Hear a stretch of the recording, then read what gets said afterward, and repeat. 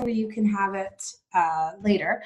And I was reading through your responses to the well-formed outcome, and I noticed you said regardless of a corporation. So are you working like in a corporate job right now? Very much so. I'm a assistant director of admissions for a university, and it was a smaller university when I first started about 7 years ago, and now it's grown drastically to the point where everything's handled at a mass level, and it's ridiculous. Hmm. There is no personalization and no trust in the organization, and they don't have the pieces like a large corporation does to actually pull it off. And so it's very much word of mouth type trainings, and it's very nauseating, Yeah.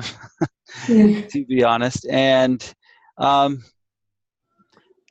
it's a university. Like I don't know. So, anyways, I can get into all my feelings with where I'm at. It's fine. It pays the bills, but it's something that I've got to claw my way out of like as soon as I possibly can. Definitely. Yeah, it would really be hard for me to sell the idea of university. I was, well, a university dropout. I was like, well, like Yeah. born and bred, like go to university, be a doctor. And I did that. I went to into health science. I was, living in residence. I was all set, and it just came crashing down. I was like, this is something internally told me it wasn't for me, and I ended up dropping out. And that kind of set the pace for like this, I guess, the next 4 years of darkness, because I was just felt like a dropout. Like that's all I was. Like my whole identity was a failure at this societal plan that was for me. So yeah, it's definitely something that I probably couldn't sell very well, but I could sell the opposite, that you don't have to go to university and you don't need to finish school and you can be a dropout and you can be successful. I can do that really well. So, so let's go through these answers. So what do you want? One of the things you said was self-sufficient, providing for your family, regardless of where you're working or a corporation or any of these rules trickling down and these these steps that are in place with corporations, serving not just with your time but with your money.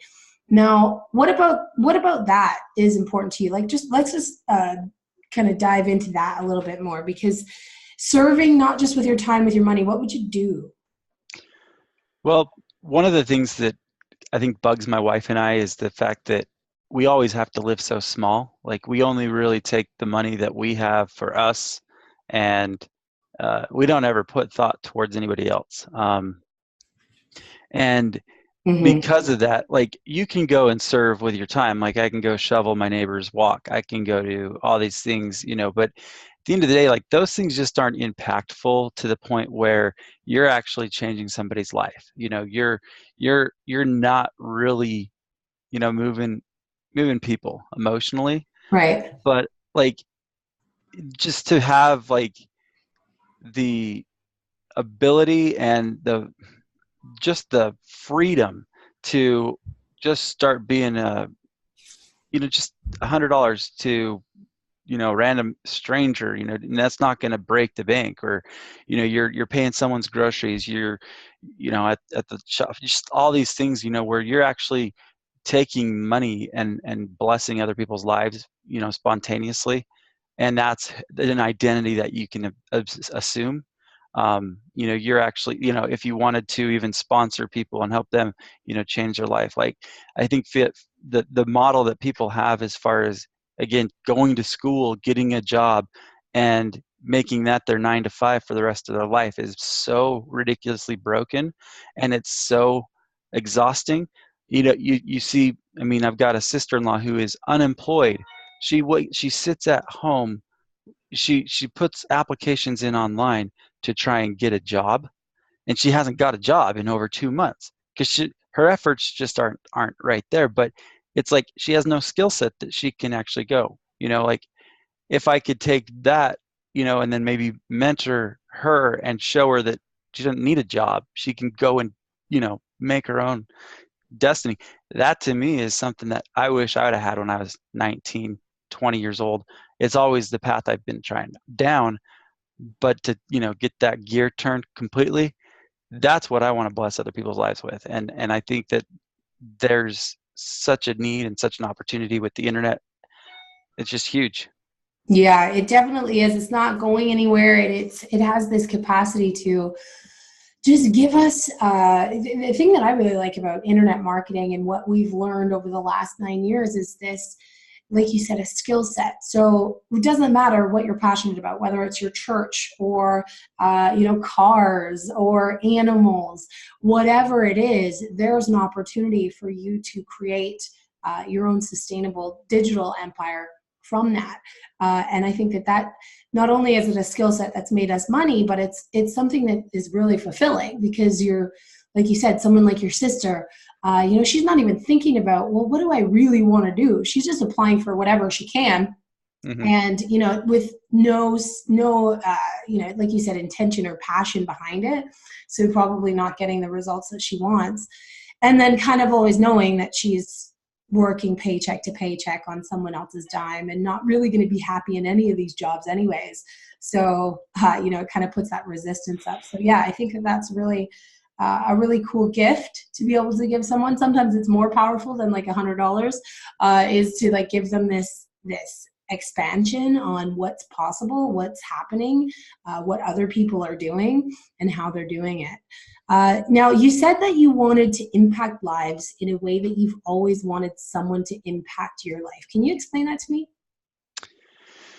Well, yeah, I mean, I grew up, I'm not, you know, I, I haven't had a bad upbringing at any means. I've had more things than uh, I've been given, but my parents have been my dad's a corporate drone, Hmm. for, he's almost retiring. He's so excited.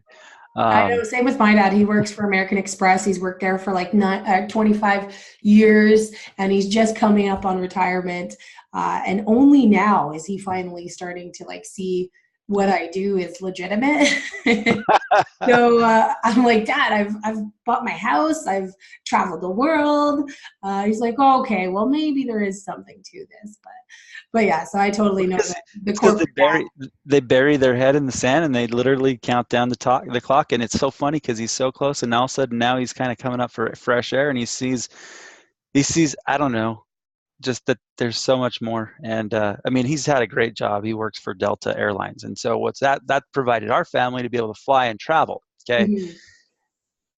which is it was a great thing, but it's also a horrible thing because we weren't necessarily wealthy to where, once, I got to, adulthood, I was dropped on my face, like, oh, well, we can't take you, on these trips anymore because we don't have all that money in the world, but we're going to go, and so it's just this weird addiction that I have is travel, but I didn't get to, once I became an adult, it's just like I was cut off. So it's like, how do I continue to, perpetuate that Mhm. and keep that going? But anyways, what, to provide to others, an opportunity that, I wish I would have had, It's kind of you know, like you were talking about, like opening that door of, this yes. is not the only path. There is another one.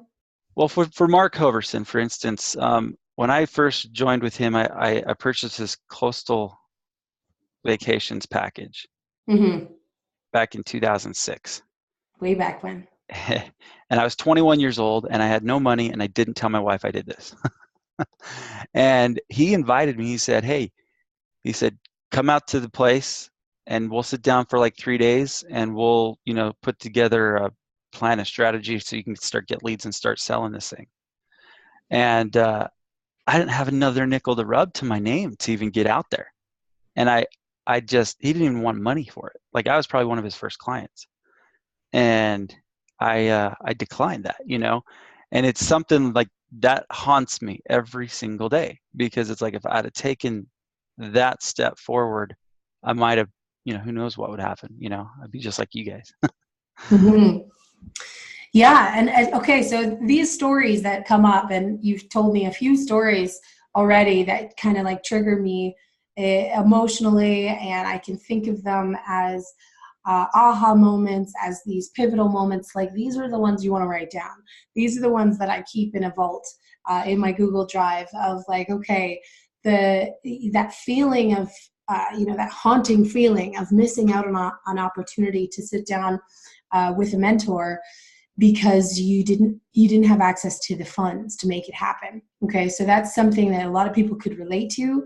A lot of people might be in that situation. If their 7-figure mentor said to them, okay, come out here and I'll train you for 3 days, just find your way, and they couldn't, what could that cost them? Or what could it be costing them right now not to take action on Invisible Empire or Renaissance, to work with these masterminds, to work with these coaches and this training, because they're saying they don't have the money, right? And you don't want, you want to explain this by telling your own story of that haunting regret, right? So we don't want them to experience that haunting regret. So just as things like that come to mind, you're like, oh, that's a story I should tell, because it will inspire someone to take action. You don't want to make the same mistake that I made, Right. by not taking action on something that could change your life. Okay, so one thing that I like to usually put into, it's easier to see and kind of work backwards from, is your freedom number. And I didn't see that you actually put a number of like, what is the income level monthly that would set you free? That's because I really don't know. Okay. I mean, I want to be greedy as fuck. I want, I want that like, I don't know what that freedom number really is. If it was just to step away from a job, and then not have a marketing budget, I don't know. Like, because that would be like $5,000 a month. If it was to have a marketing budget and a step out from a job, that'd be like, I don't know, what, $8,000 a month. Mm-hmm. I don't know. Okay. What is a freedom number for me? Like, that's just it. Like my bills without taxes is like 4,000. I don't even know. Probably not even that Okay. much.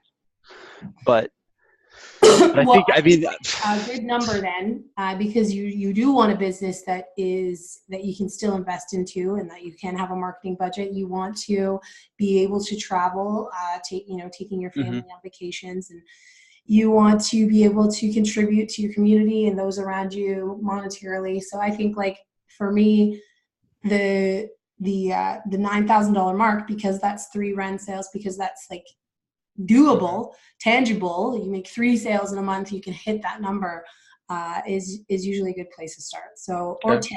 10. Some people like 10, because then that just pushes you for the extra one, and it just gets you going, and it's easier for us to visualize. But yeah, it's really important to think about that, and to have that in your mind of, okay, 3 sales in a month, I can do that. That would set me free. That would give me the lifestyle that I want. And then when you get to number 2, like, how will I recognize, what will you hear? What will you see? This is a really important question. And this whole process was actually, we did this in an NLP workshop. It was like up in a private VIP suite with like 10 people in there, back when we used to work with David Wood when he was sane.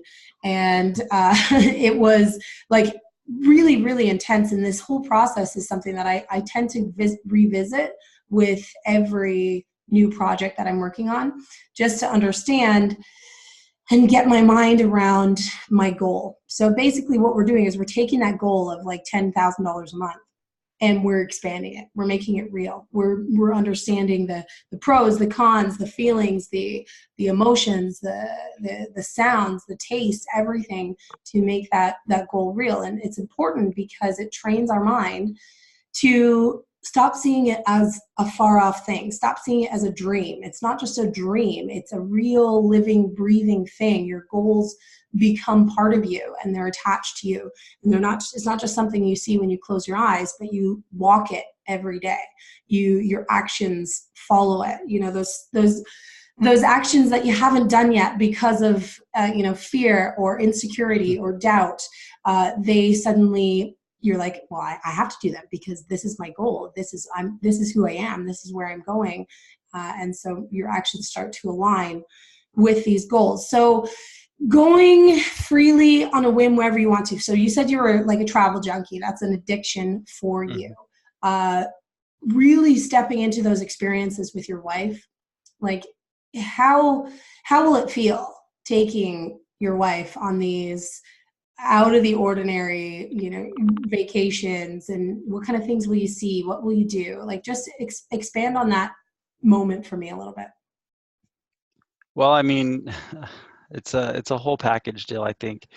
Like just this last fall, we went to Hawaii for 10 days. I um worked from there. I didn't go to I just took my laptop and I worked, and my company was okay with that, which was, I can see that vision. It's really awesome. So I worked, and then we played in the beach like all the time. Like that was as close to what I vision for our future, except for instead of being, you know, tied down to, a computer based on the fact that somebody that, you know, might want to make sure that I'm working as opposed to me choosing the activities that are the most, productive and and and I could have had even just a little bit more flexibility if it was my own, uh, work that I was working on. But to be able to have that, it was just phenomenal. I mean, she would just sleep in, she would have late breakfast. We would go to the beach every night. We did all these restaurants. Like it was incredible. But I wanted to be able to do that because it was my business, and we went on a cruise a couple weeks before that, and it was just nice to be able to, unplug and but again, it was like my that wasn't me providing me that opportunity. It was my job providing us the opportunity to go because of my vacation days, which was just, I hate that. I hate somebody telling me, oh, you have X amount of vacation days, use them wisely. And yeah. So, and then I don't know. So we do travel, but I think to be able to do it on my own and not have anybody, being attached to anybody's timelines or things like that. First off, that's going to be a a precious, reward, and to be able to then, allow us to really, enjoy and leverage those opportunities each time. we, that to me is worth it. But you get right now, like I'm burnt out with work. It's January 30th. I don't even know what date it is, and And all I want to do is take a couple days off, but I'm the manager and I can't. I have to lead by example. And that's so dumb. So yeah, the corporate pyramid, right? mhm. Yeah, I totally hear you, and I think that is there are like again when I hear people tell their stories, when I hear people share their experiences and where they're at and how they're feeling, it's I have a marketing brain, so my brain says, well, I know that there are people that feel exactly the same. There are people that have this travel bug. Maybe people that got to travel with their parents and then suddenly they're grown-ups and they have to fund it themselves. People that are looking at their vacation time on their pay stub every week or every couple of weeks, and they're like, oh, when is it going to be enough? And all of these pains. And for me, pain is our biggest motivator. Yes, we want to seek pleasure. Yes, we want to be on the beach with our feet in the sand and the waves crashing and the wind blowing through our hair. But what's really going to draw them in when they're scrolling through their Facebook is a story about, your vacation time on your pay stub and how sick you felt in your stomach knowing that you had to wait a whole another year to get that back up before you could use it again. So these are like the things that I think of when I'm like, okay, pain. Mhm. How am I gonna write something that grips people and an ad that's going to convert and all of these Mhm. things. So really, really, really powerful to spend some time there understanding um, what you have. So the pleasure, what you will experience, what you will see, and then also the pain as well. And that we kind of get into that with question number 3. But first, let's talk about the other thing that popped out to me was your best physical forms. So are you talking about like in a healthy, vibrant, putting your health first? Do you feel like that doesn't happen right now? Well, it's been a journey, and it's something that I would love assistance in how to market and captivate what's going on. And it's been something that's been with me for the better part of 15 years. But um, so I graduated high school and I weighed around 260, 280, something like that. And I served, and I don't want to really include religion in any of my stories or whatnot, but I don't know how to package this up because I don't want that to be a focus. But again, I want to be truthful and congruent. So I again want some assistance in maybe how to position this. But I served a 2-year LDS mission, and one of the things that before I left on my mission, I saw this other guy who was my older brother's age. He went on his mission and he was about the same size I was. But when he came back, when every missionary comes back, they speak in church and report how their 2-year journey went. And when he came back and he was on the pulpit, he lost 100 pounds, and everyone was just blown away. And so I had that vision in my mind, and I said, I want to do that. So I went on my mission, and I was at 280, and I came back at 190. So I lost 90 pounds, came back, and people were just they couldn't believe it was me. My wife, she was at her best physical form when she was a senior in high school, and she was dancing, playing soccer. She had six-pack abs, but because of our religion and those things, they, you just don't, I don't know, enjoy she wasn't in bikinis and doing things. She didn't really recognize how awesome shape she was in. And anyways, so we found each other really quick. We got married. I was 21. She was 19. We got married, and it's what I'm going to call the lost decade. Uh, I went from basically when we got married 200 pounds, and then just last 2017 November, I weighed myself at 350 pounds. I gained a lot of weight, 150. I don't know what that is. Um, 250 pounds, I guess. I don't know. Um, yeah, I don't know the math. But Like 150, 160, yeah, yeah. yeah, something like Not that. 250, but yeah. Yeah, 150 pounds. So uh, just this. So then I got connected with Rob Thomas. I'm sure you know who he is, and he uh, he was just telling me about how he was separating from Invisible Empire, going the direction with Global Affiliate Zone, just because he wasn't getting paid. And so he was going to find another high ticket offer to sell, and he did.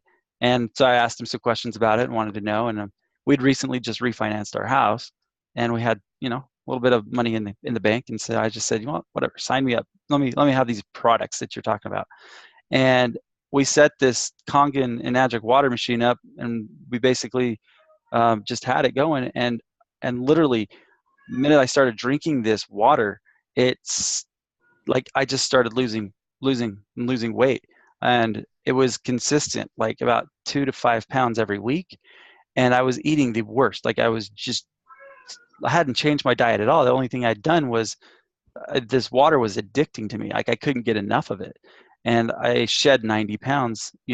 Currently that's where I'm at, and so my best physical form, that's where I'm like, I would love to be down to that 200 mark, and I'd love my wife to get down to, where she was at in that, because that's where that's where we really visualize ourselves as in like because we've both been, extremely big, and now we're medium size, and we want to be fit. We want to be, an attractive couple, essentially. That's just the way that we see ourselves. And so it just happened for me just on these last 90 pounds. Now I actually take a little bit of effort, and I can easily get down to 200.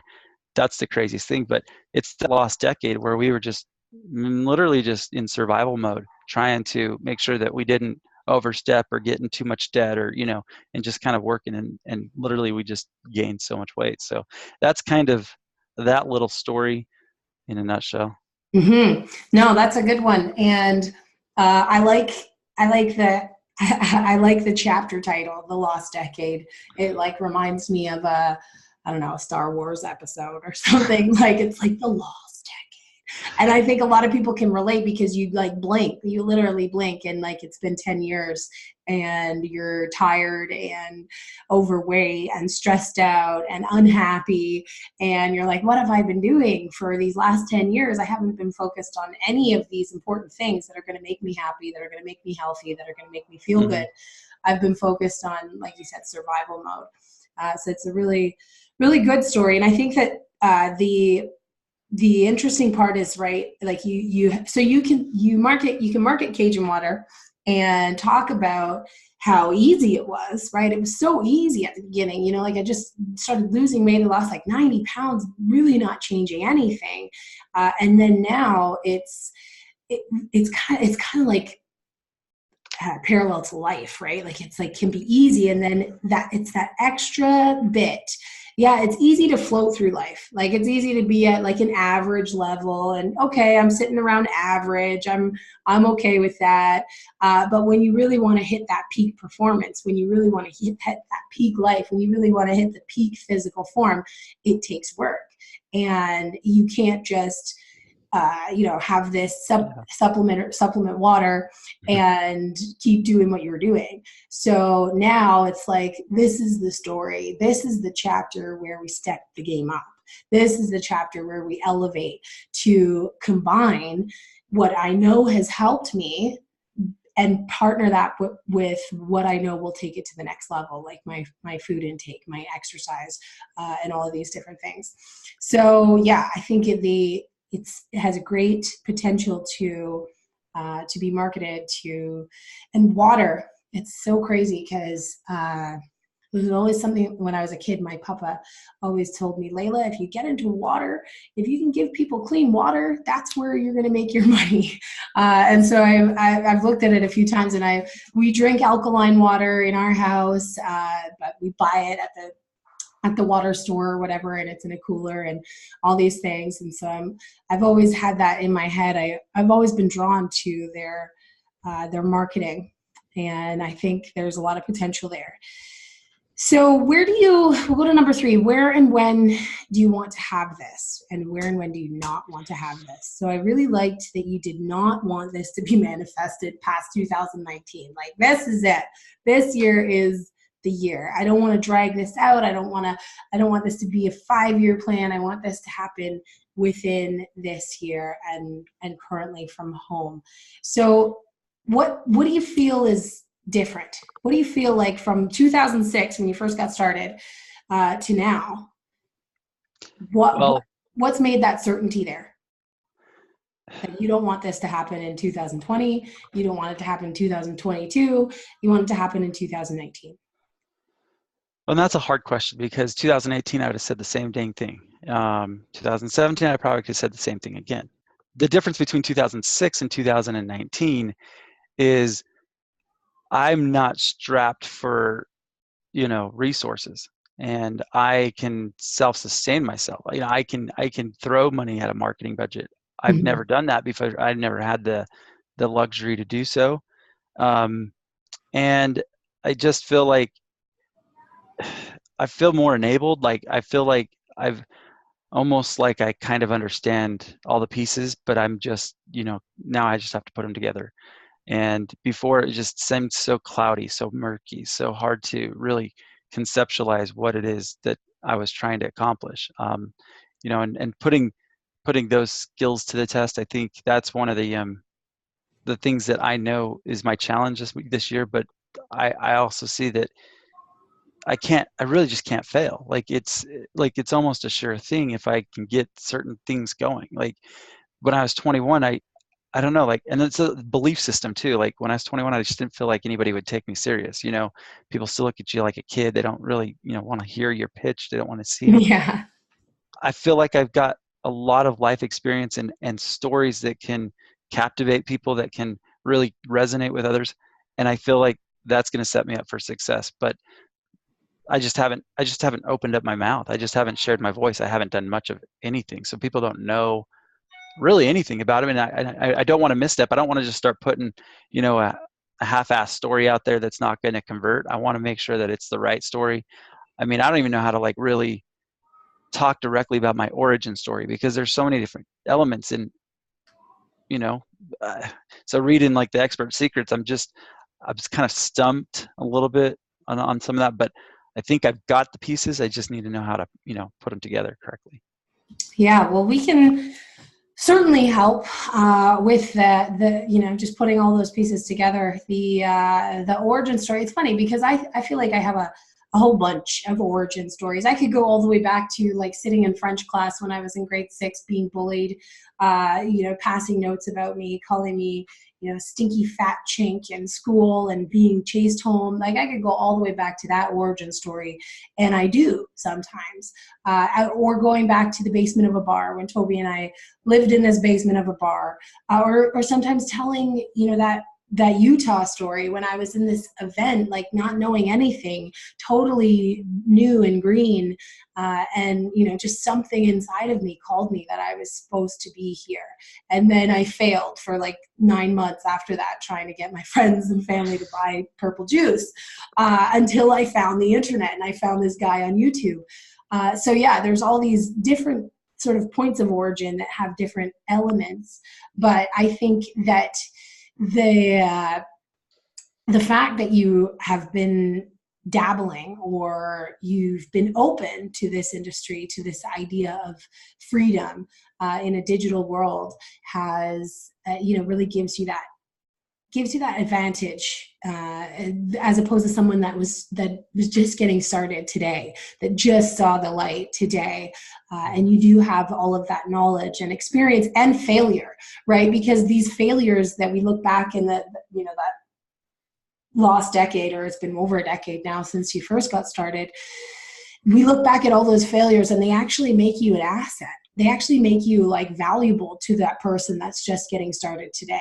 They make you, a resource to them because all of these mistakes that you've made that have held you back, and you can recognize them and become aware of them. So we start to see our failures as our assets, and that actually make us more valuable to the industry.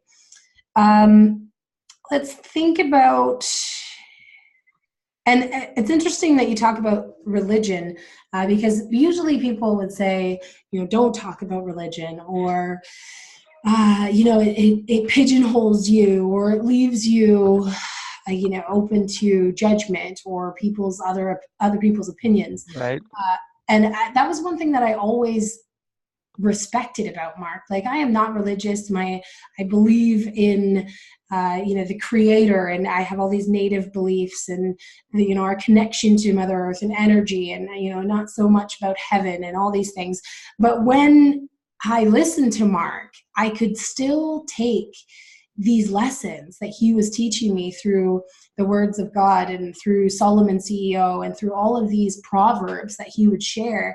And they were still really deep and meaningful to me. And the way that he was able to share them and position them so that anybody in any religion or with no religion could take a life lesson from it was just so powerful to me. And I was like, you know what, this guy has actually changed my opinion on religion, that it's not some set of rules to keep me in line, but it's actually these lessons that can help me grow and develop.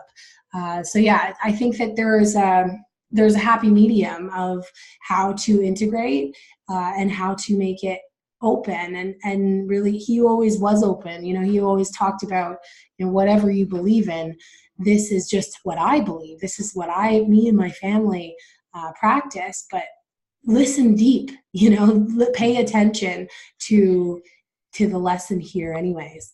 And it was really powerful for me, especially not being religious.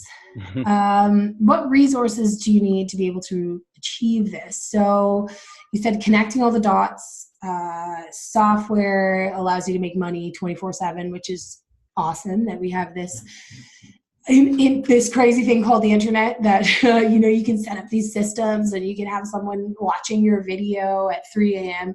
We've had so many people, some of our top affiliates in our teams in the past have come from seeing us on on YouTube videos when we're sleeping.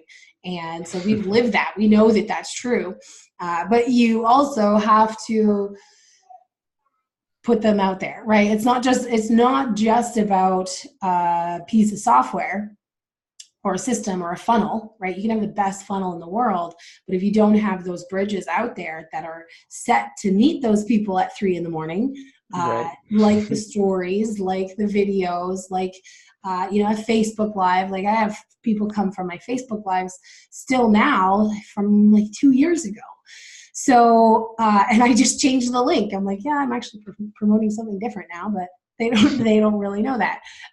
So yeah, I think that's critical. You need the coaching on getting momentum and direction on the new steps, and a couple sales would really help you to see, I think, create that belief, right? And just to create that, like, wow, I just made $6,000 or I just made $5,000 in a week on my little internet business. Like, this is actually, the proof is in the pudding. And I think that is, that's important. Now, how about something, you did say that you needed the coaching, which is good, that we're able to help you with that.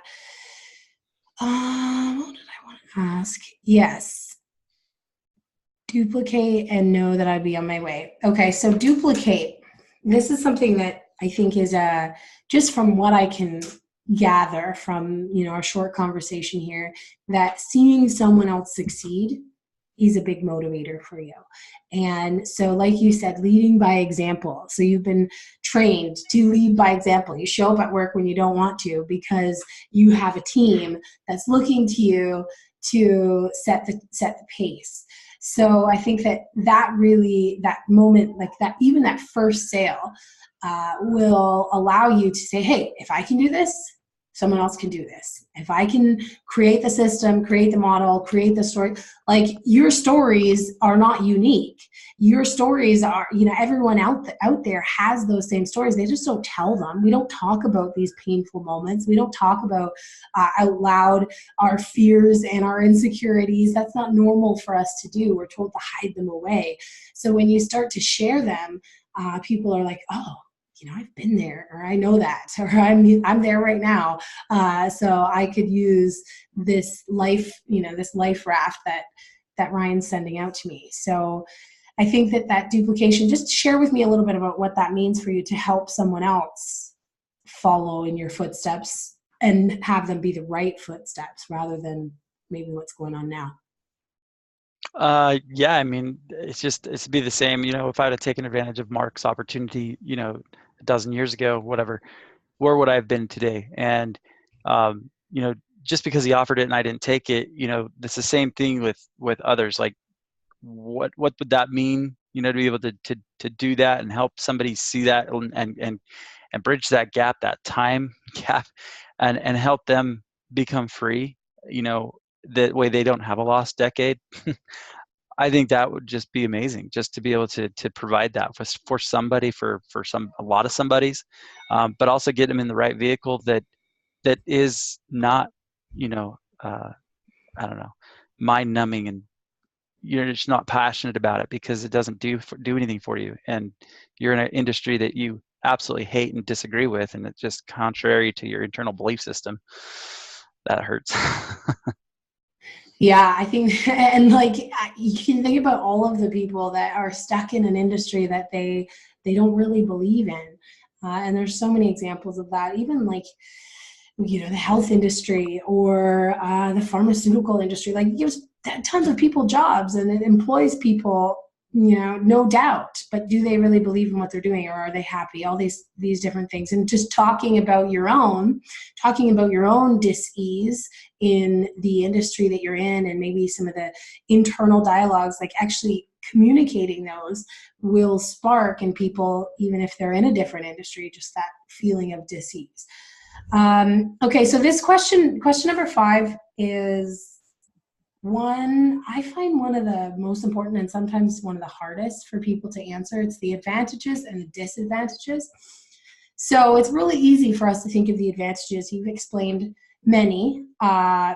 of the advantages, that being able to create a life that you design and you enjoy and you live every day of it, traveling the world, seeing your wife on these vacations, and you guys, looking sharp and being on point and charismatic, and people being attracted to you, all these things, advantages, right? But the disadvantages, these are the ones that lurk in the back that we don't ever ask. We're like, disadvantages? What could the disadvantage to be making $10,000 a month be? How could that be a disadvantage? And we kind of put them under the rug, but they really are there. And what happens is, if we don't expose them, if we don't talk about them or recognize them, then they just kind of operate in the dark, and then they try and sabotage us along the way of, there's money is the root of all evil. All of these things that we've been taught that are bad about money start to creep in, and all these disadvantages. So let's focus there. The disadvantage you put of achieving this is not living small and in a comfort zone. So no one has expectations of me. No one cares if I'm wildly successful. Being successful may mean disappointing others at times. It may mean that my time is not always mine, and you're living larger requires more sacrifice. So while you're gaining freedom, you might be losing some as well. So just explain to me some of the freedoms that you feel you could lose in attaining this goal. Well, okay, so currently I'm a leader inside of a corporation, but when it's 9 to 5, 5 o'clock leaves, I'm off the clock, essentially. It's You my get to own check life. in, right? Yeah. But when you're doing it for yourself, and let's say you're making 10,000 a month, and you've got other people that, you've committed to, and you're building this machine, essentially. You I think there's just going to be those times where you just feel compelled to go the extra mile, which that's the way I am. I Mm-hmm. wouldn't just ignore it and be like, yeah, well, I'll get to you when I'm free and ready. And that's, how heavy could that be? That's something, that's trade off, whatever. But, it's the disadvantage of making moves right now. It's like, how much time do your middle, how much time do we just do nothing, like, always checking the basketball game. And I mean, I heard Mark always talk about the fact that he never watched stuff. It was only till towards the end of his life when he just kind of, I think, sprinkled more of that into his life, but he was just focused 100%, which, I mean, if you're passionate about it, and it's something that is working, and you can get fueled and energized, then that's all play anyways, and I think because there's not that element there, the rest of the time that, currently we have is given to, like, relaxing and entertainment and stupid stuff. So it sounds silly, but it's just that shift, I guess. And until that shift is there and you're in another state, then it's a disadvantage, I guess. I don't know. Right, because it is a comfort zone, right? Because your bills are paid and you go to work, you get it done, you check out at 5 o'clock, and you have that stability, you have that well, that time is mine now. Now it's my Mm-hmm. life. And yeah, like I can totally relate to building giant organizations and having people looking to you for, this, you're going to be the thing that saves me. And, Layla's going to say something that's going to trigger, my success, and it's all going to be amazing from here. And you have that pressure, and you want to help people, because I'm very much the same, like a yellow personality. It's like, okay, how can I serve more people? And I think that that's something that I learned from Mark, but then also having the balance of, okay, I am also a mom. I have 3 little kids. I don't want to always be attached to my phone. I want to be efficient and effective with my time when I'm working. And I think that is, we've developed that process. And it gives you an advantage when you get to plug in with those those lessons that we've learned over the last 10 years of doing this, and sounds like we probably got started right around the same time. I think we actually got started a little later than you. So thinking, but we didn't have that security net. We didn't have a comfort zone of a corporate job and, a cushy lifestyle where we could just be comfortable. We Mm-hmm. were in the basement of a bar. It was like, okay, we need to do something. There's no backup plans. I'm a dropout. You are a musician. Like, this is it. We got to figure something out, or else, the pain is too much right there. Right now, the pain isn't that much. Right. So sometimes that can also be a disadvantage, is the fact that, you don't, your house, you aren't on the brink of foreclosure. You aren't homeless in a shelter, and sometimes that's like, can hold us back because we dabble and we don't play all out and we don't go full force. But I think that we weigh the pros and cons, right? We know that advantage of making an impact in people's life and being that one that you had wanted to have, that one that you had wanted to see in the past, that mentor that you needed, being that for someone else and having this life that you design is more powerful for you. So number 6, I said number 5 was my favorite question, but it's one of the most important, is knowing those disadvantages, just so that you recognize that they're there, so that when things like your comfort zone, or when it starts encroaching on your time, right, you're like, oh, I knew this would happen. I knew I would say, I was worried about this, and just have that understanding that you're probably going to try and sabotage yourself somewhere in there. And then number 6 is, what does this all mean for you?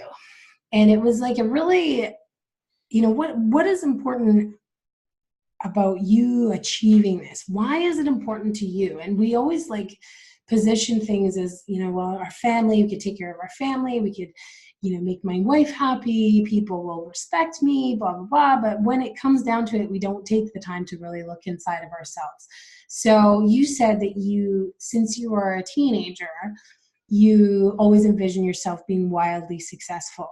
You have a lot to offer the world, that your passion is just kind of like being muffled and silenced. And it's important for you to accomplish this, not just for me, but for your wife, your extended family, proving that you're a winner, and the ability to be someone great, someone more than an order taker at a corporation, or someone just climbing the ladder. It will not allow you to feel inadequate, small, unimportant, insignificant, part of the, another number in the wheel. Having it all will allow you to avoid feelings of despair, being out of control in your own destiny. You won't feel unworthy to interact with those more successful than you. So when you have this, when you have hit this goal, when you've hit your $10,000 a month goal, and you are wildly successful, you have achieved those dreams that you envisioned when you were a teenager, you're able to help your wife and extended family, you are offering a lot to the world, you feel that you're offering a lot to the world, and you kind of step into that moment, you step into that Ryan, and you're like, yeah, this is it. I'm here. I've done it. I'm at that moment. What does that mean for you?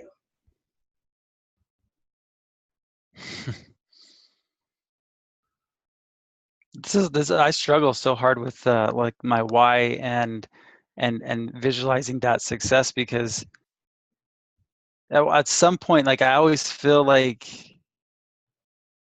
that's always been a part of me, but I've just never realized it yet.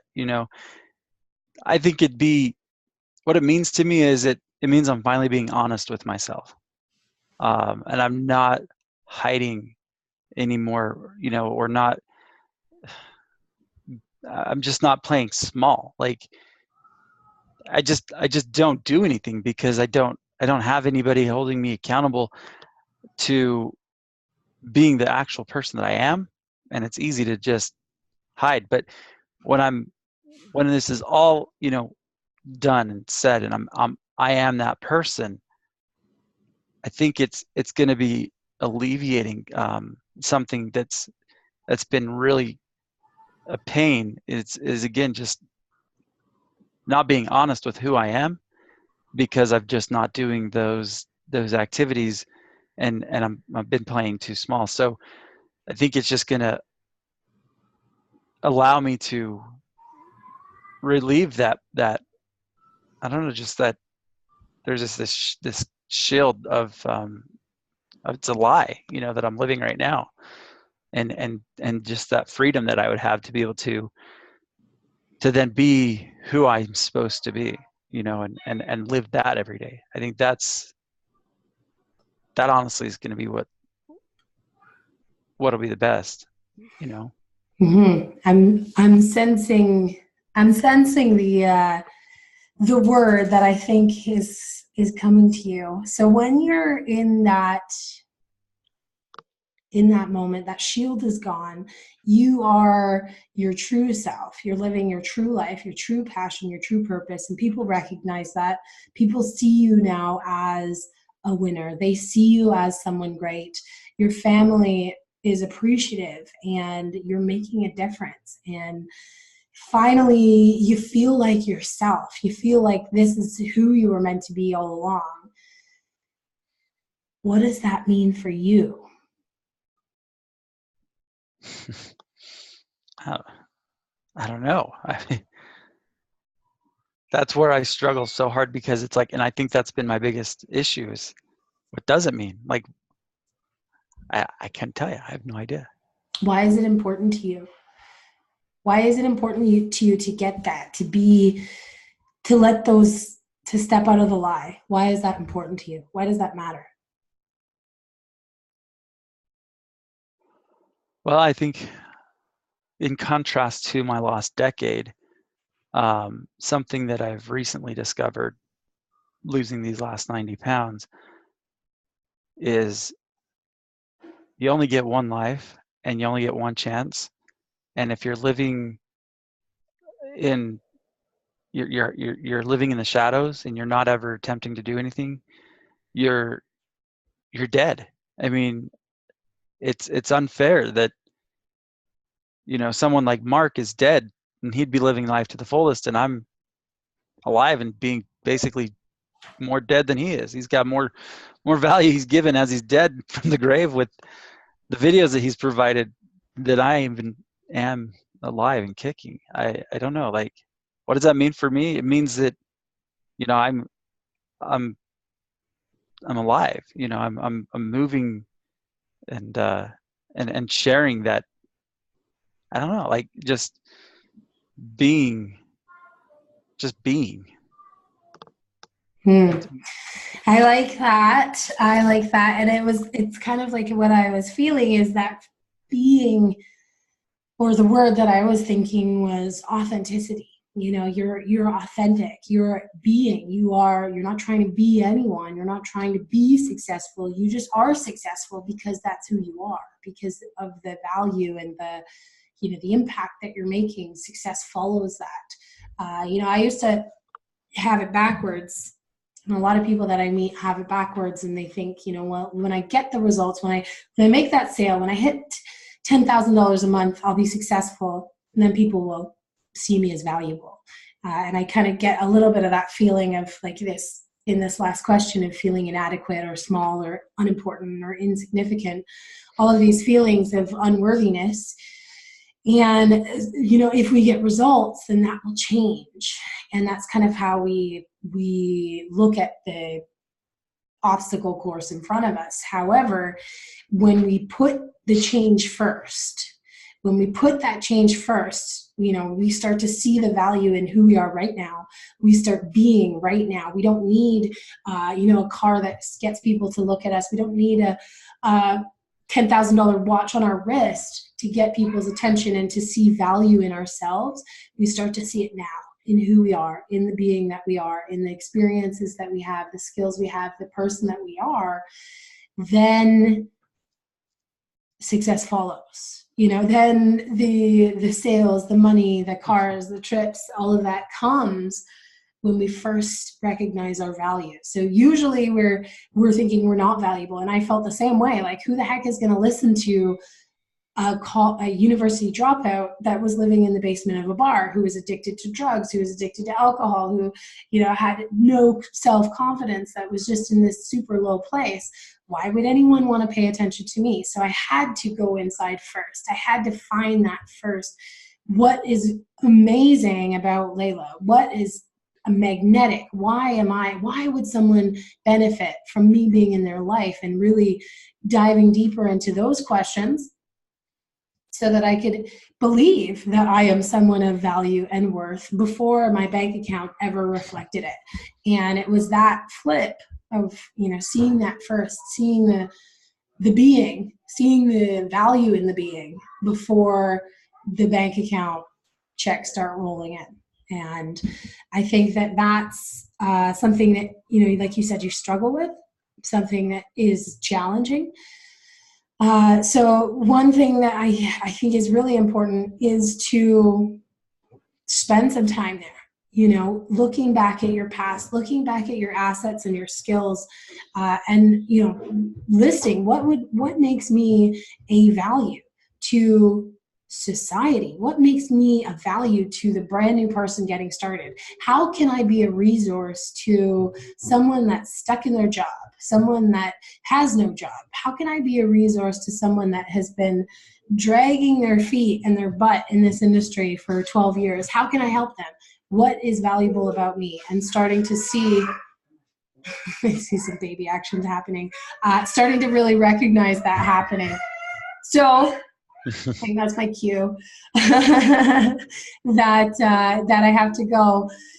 But one of the things that I want you to work on is, yes, just really identifying your value, your traits, what characteristics, what qualities about you make you valuable as a being, as a human being, impacting and connecting with other people, and then looking back at the lessons. Usually the best lessons that we have in our past to help someone else are the mistakes that we've made.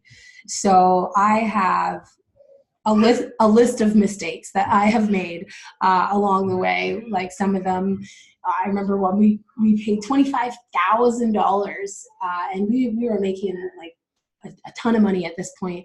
I think our income was like $30,000 a month with Visalis, and we paid this guy $25,000 to build us a funnel. And I didn't like, the funnel was terrible. He did solo ads, like, it was just a bad experience, a big mistake.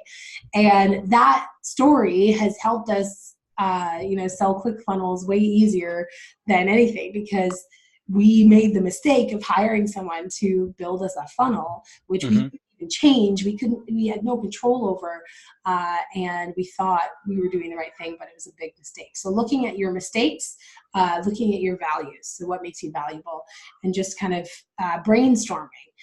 I like to brainstorm in my Google Drive. So I have it on my phone, my Google Drive, and I just create notepads in there, and then I usually send it to Toby, because I'm like, here, you can look at my brain barf right there. And then the other thing that I really want to work on is for our next meeting, and you'll kind of notice with Toby and I that he's a bit more of the technical dude than me.